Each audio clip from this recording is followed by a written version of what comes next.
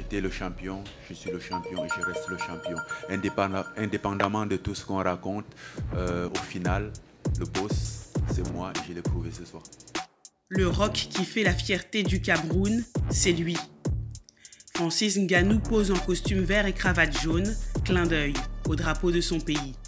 Après avoir conservé son titre de champion du monde des lourds de l'UFC, la prestigieuse Ligue mondiale d'arts martiaux mixtes. En battant le Français Cyril Gane le 22 janvier en Californie, Predator a montré qu'il était toujours le plus fort. J'étais le champion, je suis le champion et je reste le champion. Indépendamment de tout ce qu'on raconte, au final, le boss, c'est moi et je l'ai prouvé ce soir. Un champion né dans la pauvreté qui ne rêvait que de boxer. En 2012, il prend le chemin de l'exil, tente 7 fois la traversée de la Méditerranée, passe 2 mois en prison en Espagne avant de débarquer à Paris sans papier, sans argent. 10 ans plus tard, l'ex sans-abri vit dans une villa à Los Angeles et gagne près de 500 000 € par combat. Ce destin extraordinaire lui vaut d'être adulé dans son village natal de Batié, dans l'ouest du Cameroun.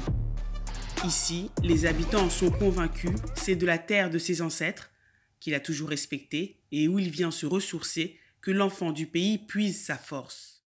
C'est ici que Ngannou Francis buvait de l'eau pour être plus fort, comme vous voyez là. Pour avoir les 1,95 m, c'est à cause de la source qu'il a bu pour avoir les 1,95 m là. Mais il était même plus fort, comme vous voyez là.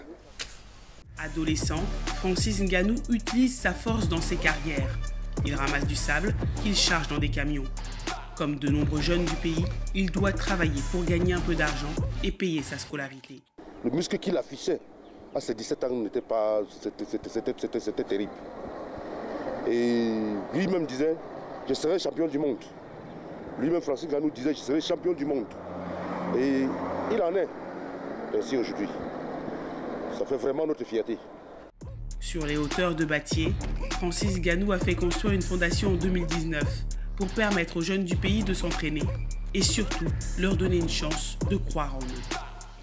Depuis que notre champion, Francis Ngannou, nous a fait faveur et ouvert un club.